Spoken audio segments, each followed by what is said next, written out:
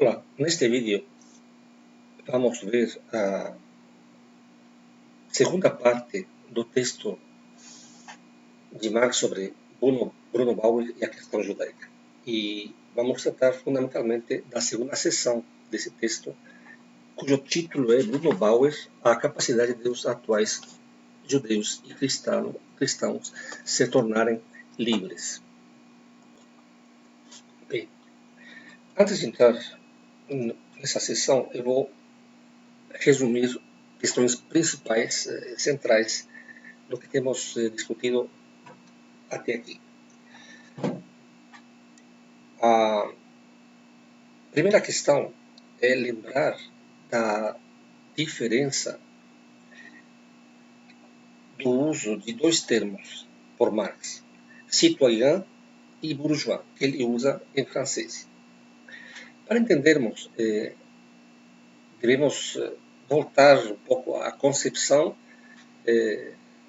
da origem do Estado, que é de fato uma concepção contratualista, que seria a seguinte: os seres humanos, para não se prejudicarem, para poderem viver em paz e se realizar como seres humanos, decidem se juntar para viver na polis, ou no Estado, na cidade, no sentido de Estado. Então, do que se trata é de abrir mão do privado e da individualidade, no interesse egoísta de cada um, para passar a conviver num universo mais amplo, visando então aos interesses de todos. Então, em princípio, o Estado em essência é uma universalidade, em que os interesses predominantes são os interesses da comunidade, e não o interesse privado, e não o interesse individual. Então, já que o Estado provém da polis, e polis nas línguas latinas tem a ver com cidade, com civitas, e daí vem a palavra citoyen, francesa, latina, portanto. Ele usa esse termo, talvez por ser um termo clássico, não usa o termo grego, que seria polites, usa o termo moderno, citoyen, cidadão, por uma razão histórica concreta. Porque na Revolução Francesa se reivindica a igualdade de todos os membros da sociedade. Justamente os revolucionários se chamavam entre eles cidadão, para evitar o uso de milord, por exemplo, que seria no inglês, né? Sua excelência, sua eminência, que seria a forma de se referir aos condes, aos marqueses, aos príncipes, às princesas, aos reis, etc. Então, para fazer uma distinção entre o tratamento do antigo regime, do ancien regime, que seria esse do inferior para o superior, os revolucionários franceses começam a usar e se tratar entre eles como cidadão, citoyen, portanto. Então, essa é a razão pela qual o Marx resgata esse termo. Citoyen, portanto, é um uso que vem do espírito revolucionário e universal da Revolução Francesa, ocorrida pouco tempo antes. Bem, então, a diferença do termo bourgeois, que seria membro da sociedade burguesa, o burguês, portanto, bem no sentido de negativo daquele que visa exclusivamente o seu próprio interesse e tem em mente seus interesses individuais e privados. Então, essa é a distinção, essa é a motivação que está por trás da distinção entre o uso pelo jovem Marx de citoyen e bourgeois. Então, isso é importante. Então, de que se trata? Já do ponto de vista teórico geral, que Marx está pensando numa sociedade futura em que realmente o ser humano realize sua universalidade humana. E ele usa um termo de Feuerbach, que realize seu ser genérico. Né? O ser genérico, ele ser parte do gênero humano, e não ele ser parte de uma classe.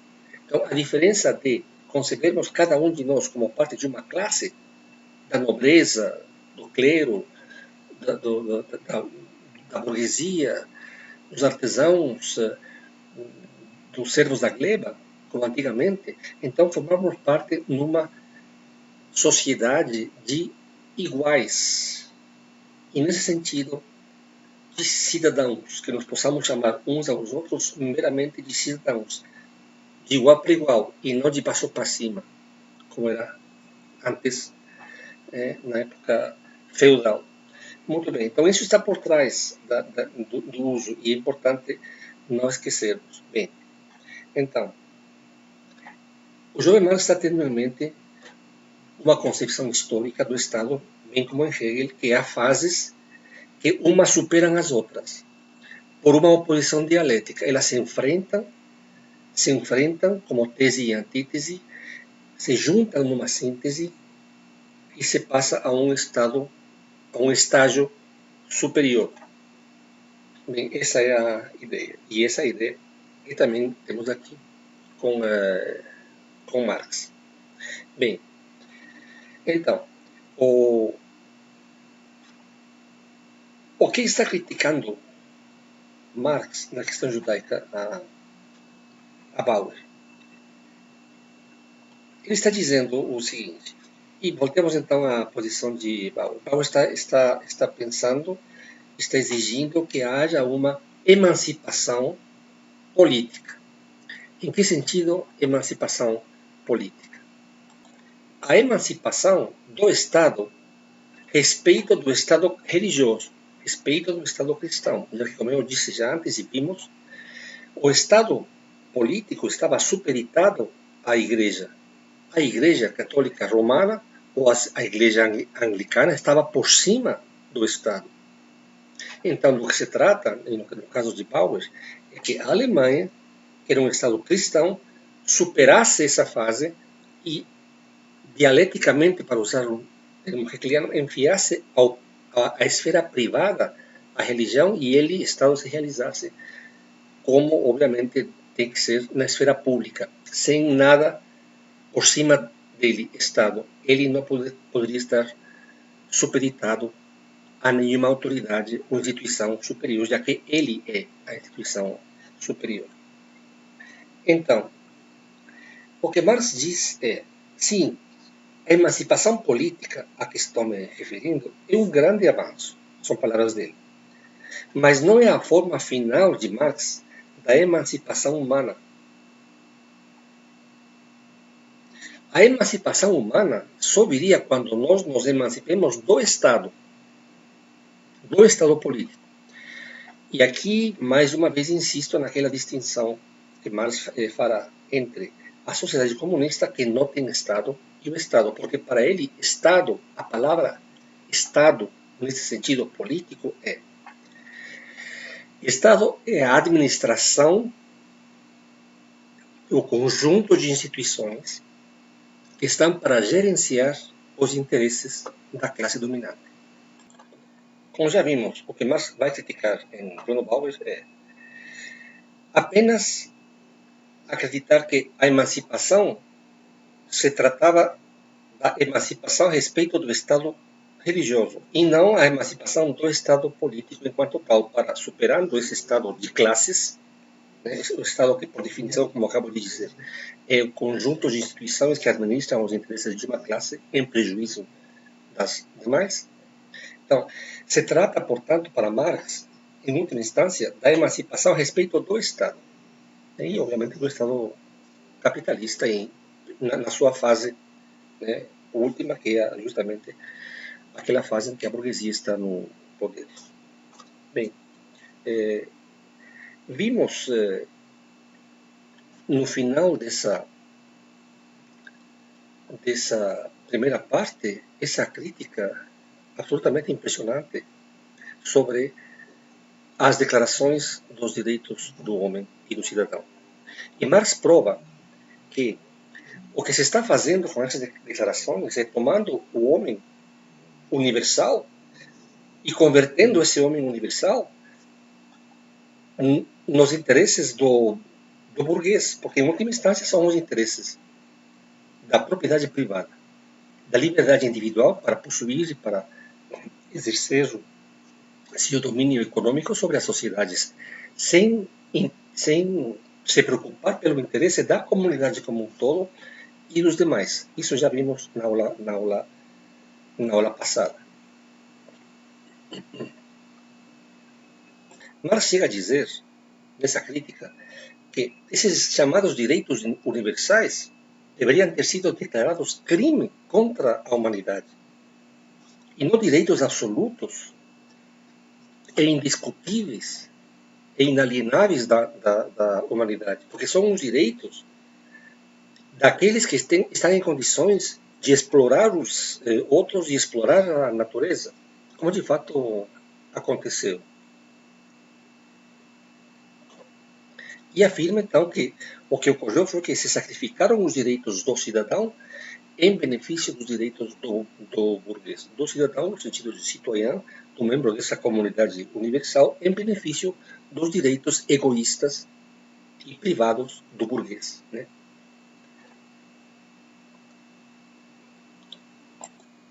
Marx afirma que o homem na sociedade civil burguesa, portanto, nesse estado em que se defendem os interesses universais, é o homem de fato apolítico.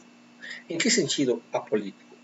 Por ele não estar interessado ou integrado com os interesses universais da polis. Ele está interessado apenas com os seus interesses. Se eu devo desmatar, bem, esse é meu problema, porque eu vou tirar daí um grande lucro. Eu não estou interessado no que os outros possam sofrer com isso, se eu, ao fazer isso, ou ao fazer mineração, por exemplo, poluo as águas e enveneno essas águas e prejudico todas as comunidades ribeirinhas que se alimentam e bebem dos peixes e da água, e bebem essa água, né? Ao fluir o rio, levando essa água para o mar, por exemplo, né? No seu trajeto natural. Então, justamente, este passa a ser o homem natural, como se o homem por natureza seria este homem burguês, interessado apenas nos seus interesses e cujos direitos, então, a sociedade declara como universais, imprescritíveis, inalienáveis e indiscutíveis. Então, quem de fato existe e vive concretamente no Estado em que se defendem esses direitos é a burguesia, é o burguês, o sujeito interessado por seus interesses. E o cidadão universal passa a ser uma mera abstração, né? Então, ele diz, justamente quando esse cidadão em abstrato, o universal, passe a ser o cidadão concreto, nesse momento realmente haverá emancipação humana. Que foi o que vimos na última aula. Agora vamos passar à segunda sessão do texto de Marx, que continua na crítica da questão judaica de Bruno Bauer. É de fato uma sessão curta, de 8 páginas. Começa na página 65 do texto físico e termina na página 73. Só que aqui há uma síntese de uma concepção dialética da história que é realmente admirável. É realmente admirável. Podemos não concordar com ela, só que a interpretação dialética que ele faz da história, eu vou então resumir em poucas palavras, que é a seguinte. A sociedade cristã, que vira a sociedade capitalista, então a história para nós é importante, estamos num curso de filosofia da história do Estado. Então, o conhecimento histórico básico, né, da origem da modernidade é para nós importante, né, como eu tenho insistido já. O Estado antigo, greco-romano, o Estado romano especificamente, declina nos primeiros 2, 3 séculos da era da nossa era. E no século IV, poderíamos citar o quarto, quinto, inicia-se uma nova fase na história, um novo período, que é a época medieval, do ponto de vista do tempo entre a antiga e a moderna, e que é, do ponto de vista econômico, a sociedade feudal, baseada, então, na produção dos feudos e no trabalho fundamental, inicial, dos servos da gleba. Só que nessa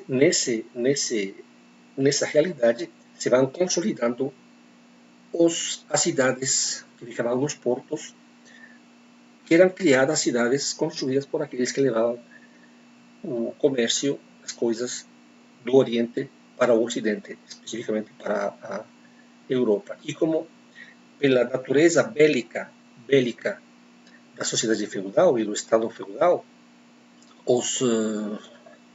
os monarcas e os príncipes, os condes, etc., construíam seus lugares de residência nos pontos mais inacessíveis que era possível na Europa, nas montanhas, onde construíam seus castelos.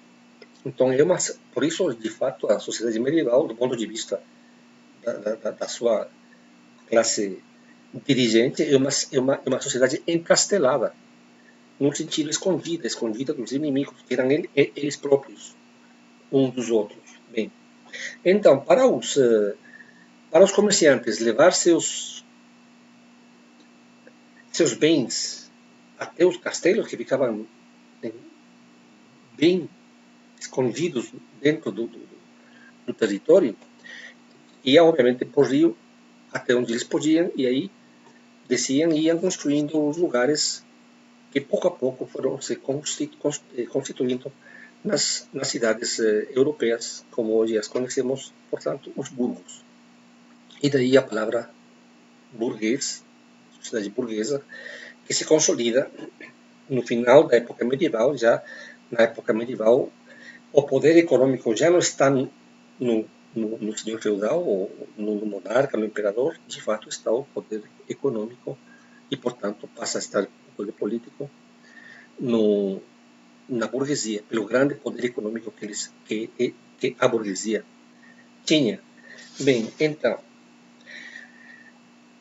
não podemos deixar de lembrar que quem dá o perfil ideológico a esta sociedade é a Igreja, e portanto o cristianismo. Porque a classe que educa os bárbaros, que os alfabetiza, os bárbaros germânicos que invadiram o Império Romano, são os cristãos. Obviamente, alfabetos, sabiam ler e escrever, e foram eles que os educaram e os ensinaram. E ensinaram, obviamente, a ler e escrever com a Bíblia e tudo aquilo que a cultura clássica tinha, incluídas as ciências, as matemáticas, etc. Então, ideologicamente, a sociedade feudal, ideologicamente, é uma sociedade cristã. Tudo bem. Agora, vamos passar à interpretação de Marx. Eu vou fazer uma introdução para vocês lerem essas 8 páginas e apreciarem o tratamento dialético fantástico que Marx faz. Diz Marx, porque historicamente isto é assim: o cristianismo nasce como? O cristianismo tem sua fonte no judaísmo. Cristo era cristão. Então, com o nascimento do cristianismo, vai haver uma oposição entre cristianismo e judaísmo. E a sociedade medieval se constitui como sociedade cristã. Portanto, o cristianismo absorve, subsume dentro dele o judaísmo, não o destrói. Subsume porque nossas crenças cristãs provêm das crenças judaicas, hebraicas, cultural, religioso, do ponto de vista religioso, já que nós somos uma consequência do judaísmo.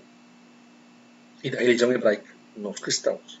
Bem, então, a interpretação de Marx é que, obviamente, o judaísmo foi subsumido pelo cristianismo que vence nessa primeira antítese e se consolida e cria a sociedade medieval cristã, do ponto de vista ideológico, religioso, cristã, e do ponto de vista econômico, feudal.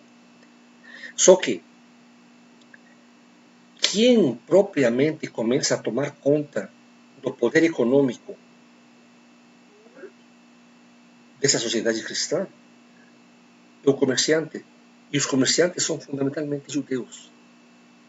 Quem controla o comércio no mundo há milhares de anos é uma comunidade. E esta comunidade é a comunidade judaica. Eles, portanto, não foram destruídos, foram incorporados na sociedade feudal. Só que, segundo Marx, o Deus do judeu, estou falando em Marx, porque está aqui, e vocês podem ler, o Deus do judeu é o ouro. Seu Deus é o ouro. E, portanto, seu sistema fundamental é o tráfico do dinheiro. O que eles perseguem é dinheiro e mais dinheiro. Essa é propriamente, segundo Marx, a religião do judeu. O judeu prático, segundo Marx, estou repetindo Marx, o judeu prático está única e exclusivamente atrás do dinheiro. O ouro é seu Deus. E a sociedade que ele vai aos poucos, da qual ele vai tomando conta, essa sociedade aos poucos vai transformando seu objetivo final como fazer dinheiro e mais dinheiro. Quando, portanto, a sociedade burguesa elimina a sociedade feudal, instaura o capitalismo, segundo Marx, o que ocorre é que, em última instância, da antítese entre cristianismo e judaísmo, quem toma conta do sistema é o judaísmo. E a sociedade capitalista é propriamente uma sociedade judaica. O judeu venceu, porque a sociedade capitalista está única e exclusivamente interessada no dinheiro e em fazer mais dinheiro e em utilizar o outro como meio para fazer mais dinheiro. Então, esta é uma interpretação hegeliana fantástica, com a qual, evidentemente, nós podemos discordar, mas é uma filosofia da história hegeliana que interpreta a tese, o judeu, a antítese do cristianismo, e a síntese, o judaísmo convertido economicamente no capitalismo. E esse capitalismo judaico, em essência judaico, do ponto de vista do seu objetivo fundamental, final, maior e único, é o que devemos vencer para, só quando possamos superar o judaísmo da sociedade capitalista, segundo Marx, poderemos realizar a natureza universal humana, segundo Marx. Então, só vou ler uns trechos rápidos. Por exemplo, na página 67, pergunta Marx: qual é a base profana do judaísmo? Ele diz: a necessidade prática, o interesse pessoal. Qual o culto mundano do judeu? Resposta: a traficância. Qual o seu Deus mundano? O dinheiro. Muito bem, diz Marx, a continuação. Ao emancipar-se do tráfico e do dinheiro, e portanto do judaísmo real e prático, a nossa época conquistará sua própria emancipação. Repito, ao emancipar-se do tráfico e do dinheiro, e portanto do judaísmo real e prático, nossa época conquistará a própria emancipação. Então, uma organização da sociedade, portanto, uma organização político-econômica, num futuro, ou seja, que abolisse, uma sociedade que abolisse os pressupostos da traficância e, por conseguinte, a própria possibilidade de traficar, de fazer dinheiro e mais dinheiro, impossibilitaria a existência do judeu. Está falando aqui em termos simbólicos, evidentemente, do judeu, que é o cidadão capitalista por excelência, o habitante da sociedade capitalista por excelência. Diz na página seguinte, 68 do texto: Descobrimos, portanto, no judaísmo um elemento antissocial universal do tempo presente, cujo desenvolvimento histórico, zelosamente coadjuvado nos seus aspectos perniciosos pelos judeus, atingiu agora o ponto culminante, ponto em que tem necessariamente de se desintegrar, porque ele pensa que a sociedade capitalista vai ter que se desintegrar, vai ter que acabar.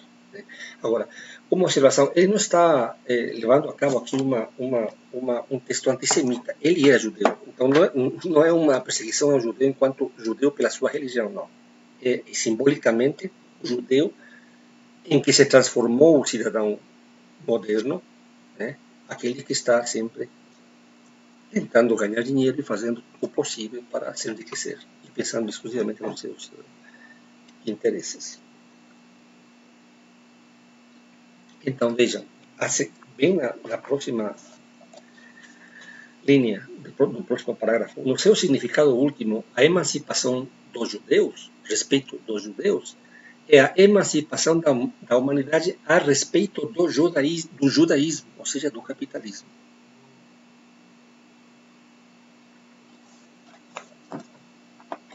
Então, na página 70, no início, lembrem que, supostamente, o judaísmo acabou e triunfou o cristianismo. Na sociedade nossa, a sociedade moderna e contemporânea, europeia ocidental, é fundamentalmente cristã, não é judaica.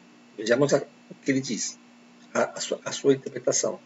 O judaísmo foi preservado não apesar da história, mas pela história. É a partir das próprias entranhas que a sociedade burguesa gera incessantemente judeu. Qual é a verdadeira base da religião judaica? A necessidade prática, o egoísmo. A necessidade prática, o egoísmo, é o princípio, diz, da sociedade burguesa e revela-se como tal logo que a sociedade burguesa produziu plenamente o Estado político. Obviamente que essa sociedade prática, egoísta, produziu o Estado político capitalista. O Estado político em que uma organização para defender os interesses da burguesia. O Deus da necessidade prática e do interesse pessoal é o dinheiro. Depois, no próximo parágrafo, no final. O dinheiro é a essência alienada do trabalho e da existência do homem. Aqui é um conceito que vai elaborar depois, da alienação do trabalho. É surpreendente que já esteja aqui tão cedo no seu pensamento. Repito, o dinheiro é a essência alienada do trabalho e da existência do homem. Esta essência domina-o e ele presta-lhe culto e adoração.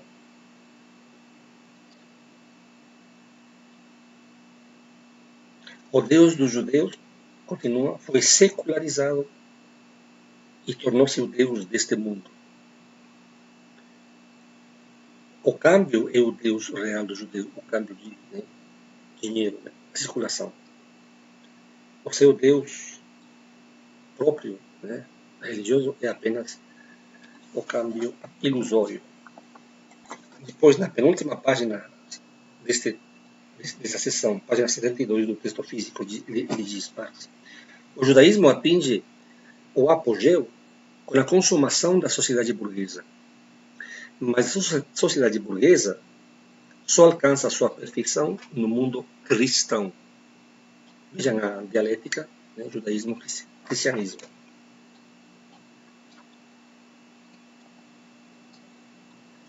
O cristianismo proveio do judaísmo.